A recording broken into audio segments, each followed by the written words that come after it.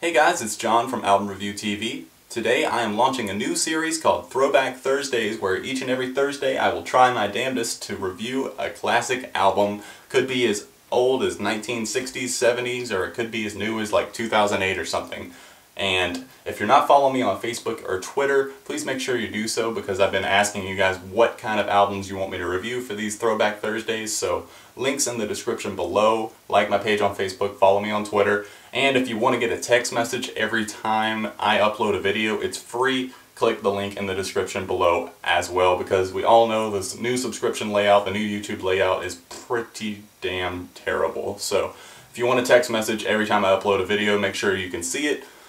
Make sure you click that link in the description below. The first installment in Throwback Thursdays is going to be my review of The Young and the Hopeless, the 2002 album by Good Charlotte. Just recently celebrated its 10th anniversary. That's kind of mind-blowing to me because it's 10 years old. That makes me feel so old. This album came out when I was 11, October 1st, 2002. It's been a long time since this album came out, but it still really means a lot to me because I relate to these songs and they're very personal at times. There were songs that I used to escape to, there were songs that I used to just have fun and forget about things too.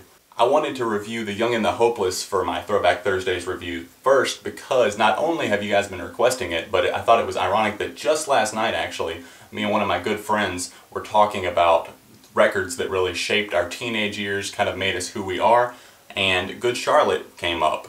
We were talking about American Idiot, 3 Cheers for Sweet Revenge, Hot Fuss, and The Chronicles of Life and Death, and of course The Young and the Hopeless. And she was telling me how The Chronicles of Life and Death was very influential to her, and me personally, The Young and the Hopeless is the one that I related to the most. I still love The Chronicles of Life and Death, but The Young and the Hopeless is just a crazy good album. It's of the pop-punk variety, although there are some pretty just straight-up faster-paced punk jams on this record, like Riot Girl, but really it's at its roots pop-punk that teenagers should listen to because it's a good way to channel anger. Now, this record meant a lot to me because at the time I was feeling a lot of anger towards my dad. Fortunately, we've resolved our issues and now, you know, we're fine, but at the time I was so angry with him and so pissed off all the time because he would not let me listen to and kind of just really be who I wanted to be.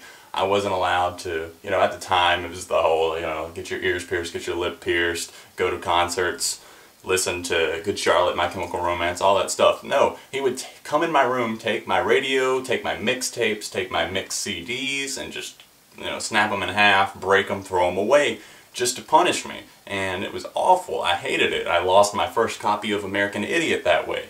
And that just kind of broke my heart at the time. I was so pissed off. And this record, The Young and the Hopeless, has a lot of themes about dealing with, you know, being angry at your father. Now, he was angry at his father, Billy and Joel Madden, I guess you could say, because he walked out on them. And that theme shows up across a lot of their records. And that's not what happened in my case, but I could still relate to it. Hold On is a song that meant a lot to me just for the fact that, you know, I know it gets better, has been said a million times, especially these days with the whole campaign about it for gay rights, but it, you know, Hold On just meant, you know, hold on, hang in there, it's gonna get better. And it did, you know, it might have taken a few years, but it really did eventually.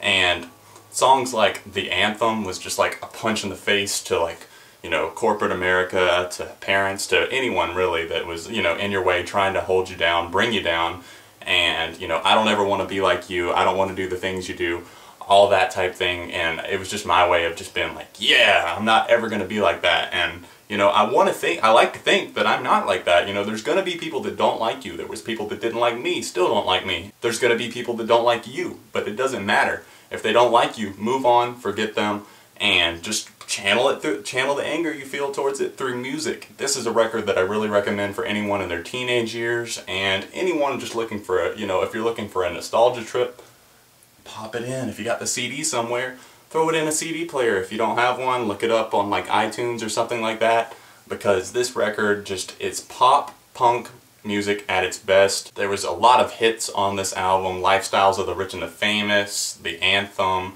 Hold On. Those were all pretty big hits for the band.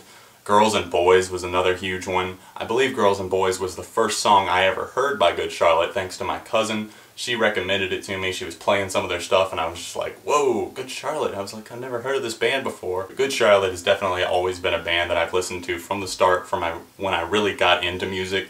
And The Young and the Hopeless is a record that really helped shape who I am and helped channel aggression and anger for me. My personal favorites on this record are The Story of My Old Man, The Anthem, Lifestyles of the Rich and Famous, Girls and Boys, Wondering, My Bloody Valentine, Riot Girl, The Young and the Hopeless, Moving On. There's just so many good songs on this record. There's just a lot of different lyrical themes. There's anger, there's relationships like referenced on My Bloody Valentine, more so, songs like that. Moving On is just, you know, kicking off the dust and getting on with life. There's slower songs like Emotionless and Hold On that are a lot more possibly meaningful to people, deeper lyrics and just things that people can relate to especially. But I feel like pretty much every song on this record without fail is something someone somewhere can relate to. It's not just nonsense like a lot of, you know, teenage music these days. Songs back then actually meant something and were actually written by the bands themselves, not like by 20 producers randomly trying to throw a club banging beat in the background. There's guitars on the album, there's solid drums, not auto-tuned vocals, so what more could you ask for? Good Charlotte, you're always going to be one of my favorite bands. I really hope that you don't stay on hiatus and end up putting out another album, because I loved Cardiology, their last album. I know some people didn't, but Cardiology just felt like the next logical step for the band to me. I hope you guys give The Young and the Hopeless a listen, or else a nostalgia listen if you haven't listened in a while. Let me know what you guys thought about this record and what should I review next for Throwback Thursdays in the comment section down below. Make sure you hit me up on Facebook, Twitter. Make sure you check out my other channel, A Daylight Films, as well. All the links are in the description below. Right here, your home for music news and reviews, Album Review TV.